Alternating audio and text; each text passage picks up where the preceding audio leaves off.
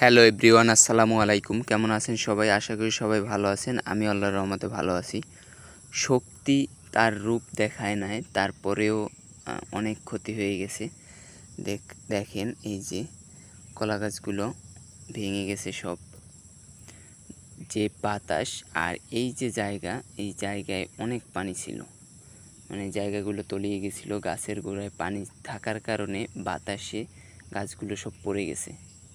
Maximum গাছ দেখেন যে মানে পড়ে যাচ্ছে, তারপরে পড়ে গেছে। আর এই পাশের এই গাছগুলো দেখেন, এই যে পেঁপে গাছগুলো, এগুলো সবগুলো মারা যাচ্ছে, কারণ এই গাছের গোড়ায় পানি ছিল। এই যে দেখেন মারা গেছে। এই গাছের গোড়ায় পানি ছিল, এই গাছের গোড়ায় অনেক পানি ছিল, এই কারণে মারা যাচ্ছে। সব গাছগুলো আস্তে আস্তে লাল হয়ে যাচ্ছে, মারা যাচ্ছে। তো শক্তি তার রূপ দেখায় নাই, তাতেই অনেক ক্ষতি হয়ে গেছে। যাক, আল্লাহ আমাদের অল্পর ভিতরে হেফাজত করছে, এ কারণে আলহামদুলিল্লাহ।